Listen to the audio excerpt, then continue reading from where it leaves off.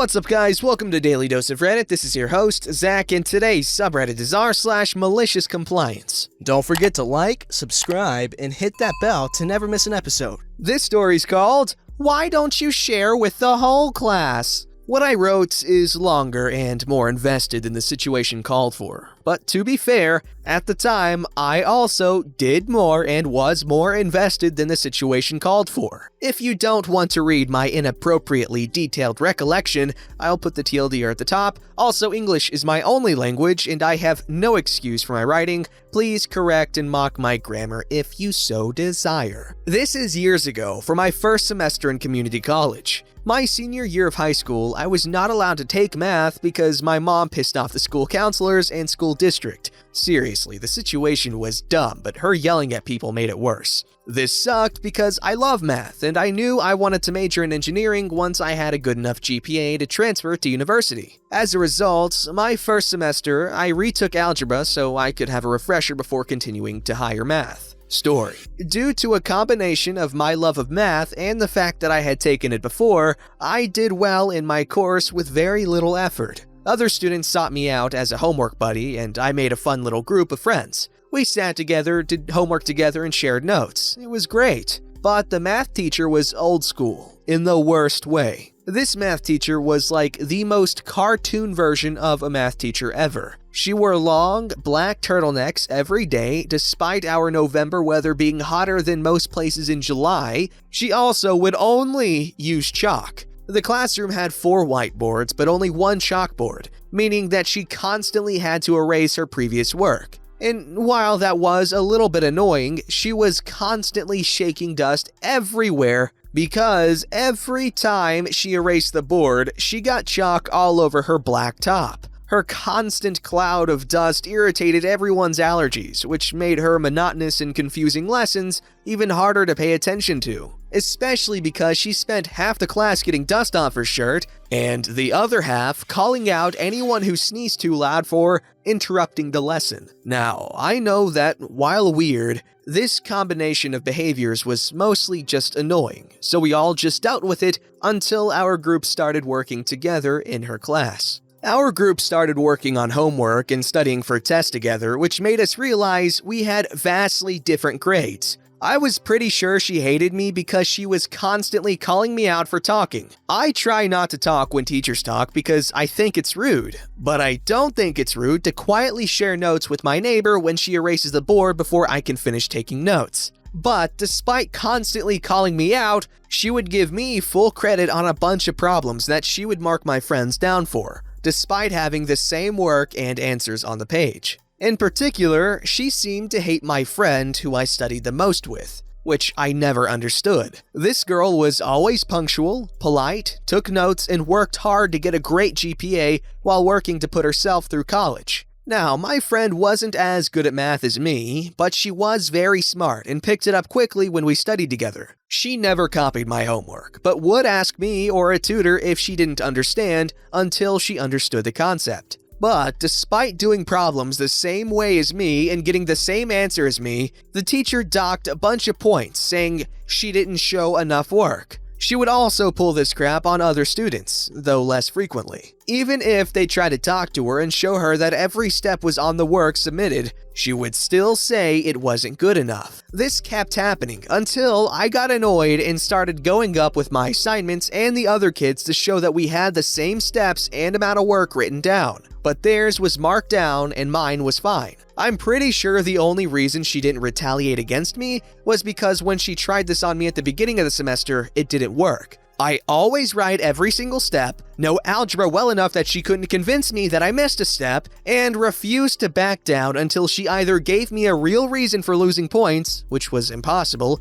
I followed the syllabus and read the school's policies on homework, or she fixed it. In the end, she did fix it. For the rest of the semester, I made it my mission to protect the class. I constantly clarified directions, I checked people's homework and let them borrow mine if they got marked down. I would question unclear problems till she relented and accepted multiple answers. And I did this all with what my husband calls polite, belligerent confusion. I wasn't out to punish the teacher. I cared and wanted to make sure we understood her explanations. Basically, I was super invested and clearly cared, but also forced her to make clear and public requirements for every assignment, which super annoyed her, but she would look like a massive jerk if she acted annoyed. Every day, she had a printed attendance sheet that we were supposed to fill out to mark attendance. She was really picky with it, so if you walked in late but didn't want to walk in front of the class during her lesson, she wouldn't let you sign in after class and marked you absent. About 4 weeks before the end of the semester, her printer broke, so she didn't have an attendance sheet. She said she would deal with it the following class. The following class, the printer was still broken. Now, most teachers would either give us a free attendance or find a different way to do what they had been doing all semester. She instead decided that she would pass around notebook paper and ask us to write both dates if we were present for both classes.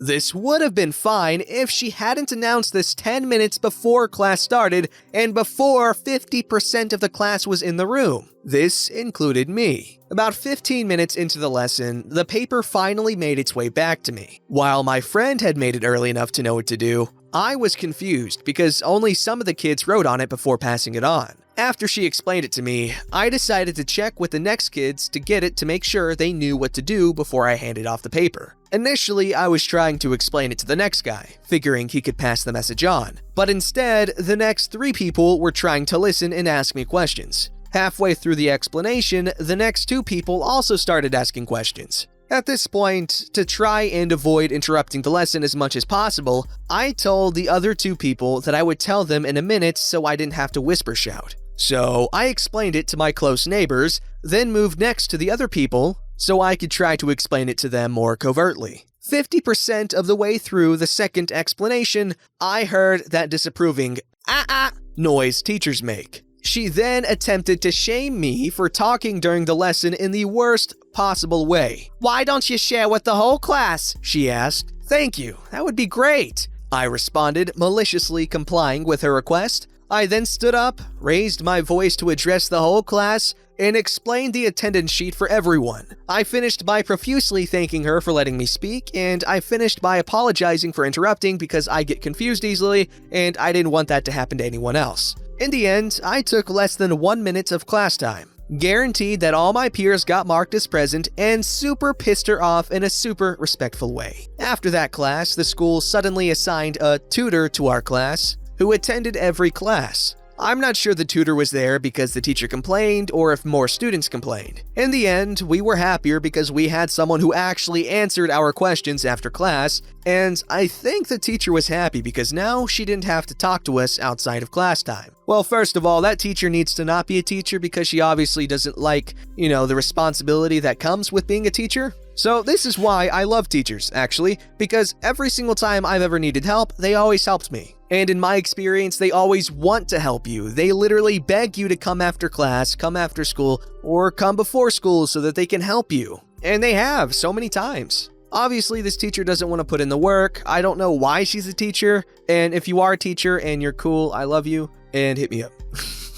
This story's called Mandatory Late Night Call After You Made Me Hourly? Yes, sir! Please remember that I am a native English speaker typing on a desktop keyboard, so any spelling grammar mistakes are my own stupid fault. So, quick background. I work for a big national company, which I will not name because I like being employed. And we have a big software system that the entire company relies on to wrap stuff up and get it ready for the client. It's that last choke point bottleneck where, if it dies, literally all the work the rest of the company does is for naught. I run this system at the grunt work day-to-day operational level. This system also typically has upgrades and fixes installed about every 2 weeks, and they always wait until the late night on Friday to bring it down and do the install so that it doesn't impact daily business. Now, when these installs occur, they always get a bunch of people on a call to go through everything and make sure it all works before calling it good for Monday. Being the guy who runs the system all the time, I was always required to be on these calls. I hated them. The calls started at 10 p.m. Friday night, so I couldn't go out and enjoy my weekend. It would last about 2 hours while the developers installed stuff, and at the very end, I pushed one button to kick things off so the suits could see that it was working and everybody was happy. This was literally monkey work, and everyone on those calls could have done it. I volunteered to teach them how. But no, they wanted me on the call. I was salary at the time, so not exactly like I could say no, and I wasn't getting paid anything extra for it. Can you see where this is going yet? Okay, so a few years ago, guidelines changed at the government level saying that anyone who made XX amount per year or less couldn't be defined as salary. They had to be hourly to stop companies from abusing glorified part-time workers. I made more than that, but the company went overboard because I was somewhere in the general ballpark and they didn't want to risk it, so bam, I'm now hourly. Roughly 2 weeks later, it's deployment call time. I ask if I'm really required to be there or not. Boss man says yes. I don't complain because at least now I get paid for it. Oh, but wait, this isn't any normal deployment. No, this is a big one. They tell me I need to be on the calls that will start up at 5 o'clock right as I'd normally be clocking out for the day. Thinking it would be a quick check-in and then back out until 10 o'clock, I dutifully call in. Nope, this call lasts from 5 o'clock until 10 o'clock when we got to take all of a 5 minutes break and get into the other call. Now I'm home shored, so I'm sitting on this call in my underwear and nothing going on requires any input from me at all. Again, I'm not complaining because I'm getting paid for this. And I've got Netflix on in the background. Not only am I getting paid since I did my full 40 hours that week already, this was overtime. So 10 o'clock deployment stuff starts going on and by midnight, we get to my part. I push the button. I tell them it's going to take about 20 to 30 minutes to process before we know if it worked. Half hour of twiddling thumbs later, it fails. Some cursing from dev as they try to go fix whatever borked, and I got to spend another 30 minutes resetting all the data so we can try again. Once everything is ready, I push the button. 30 minutes later, it fails again. Fast forward several hours. It's now 5 o'clock Saturday morning. It still hasn't run properly. Everybody is cranky except me because, baby, I got dollar signs in my eyes. 12 hours of overtime for watching Netflix and doing monkey work is gonna be sweet. Except it was even better than I thought at the time. That Saturday was technically some minor holiday. My company pays time and a half if you work on a holiday. So I had 7 hours of overtime and 5 hours of overtime with additional time and a half. I ended up making over half a week's pay overnight from that call. My boss flipped when he saw the check I was supposed to get. I reminded him that I had asked in email with half the team copied if he really needed me on that call, and that he said I absolutely had to be. Unlike some of the bosses I read about on here, he swallowed his defeat gracefully. I got a huge paycheck that period, and oddly enough, I have not been required to attend a single one of those calls since then. I wonder why. Side note, Dev worked on it all weekend and got it running by Monday morning, so we were fine. I don't get how he sat through those calls when he wasn't getting paid overtime for it. That's just redonk-a-donk, dog. I would have ripped my hair out like 45 times the first time. And also, if you're a boss that intentionally wastes your employees' time because you can, I guess, you're a jerk and you don't deserve to be a boss, and I hope they fire you. This story's called Can't Work Remotely? Guess it's time for vacation or sick leave then. As you can imagine, a lot of companies are figuring out how to manage remote staff right now in response to COVID-19. I am a social media manager for a large university and am considered essential staff for some instances. If there's a snow day, I can work from home but need to monitor social channels for questions, problems, etc. Weeks before the virus got as widespread as it is now in the US, I asked my supervisor to consider remote options as my husband and I had been keeping a close look at its progression abroad, and he has an autoimmune disease, but I was literally laughed at and told it would never happen. Last week, our university announced that they'd be shifting to online learning for 3 weeks. I again asked if we'd be given remote options at this time as well to help flatten the curve. And given that my job can be done literally anywhere, it shouldn't be a problem. I again was told nope. As essential staff, I'd absolutely have to come in and more details would be given in an HR email later that day. HR email comes in and affirms that all staff were expected to come in as normal, about 4,000 employees, and if you wanted to take time at home, you'd need to take personal or vacation vacation or sick time. Staff could call or email HR and make individual cases to request remote work, but I'm in the state with the 4th highest cases of COVID-19 right now, and we all know college campuses are cesspools for disease, so staff is livid. The next day, I emailed my supervisor again and told them that I contacted HR, saying that if I don't get approval for remote work, I'm going to follow email protocol and take sick leave for the foreseeable future. Luckily, I'm in a union and can request up to 26 weeks of 100% paid sick leave for myself or caring for family, and I knew it would get approved. I said the ball was in their court, and they could either have me at home actually working, or have me at home and be down an essential staff member. Silence.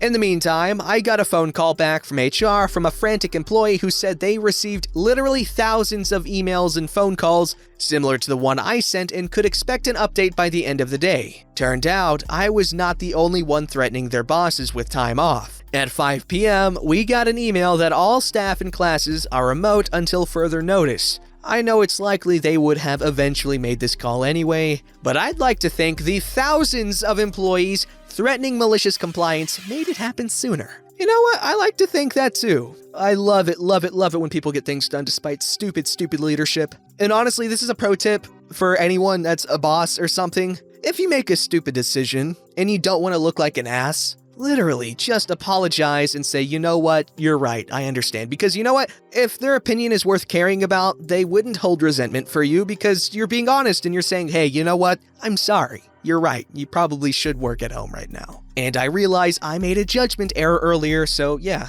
I'm sorry. And you know what? They respect you. And one more thing, you are now a cool boss, an understanding boss, and a caring boss that cares about their employees and aren't, a jackass. People respect leaders who accept accountability. Don't forget to like, subscribe, and hit that bell to never miss an episode.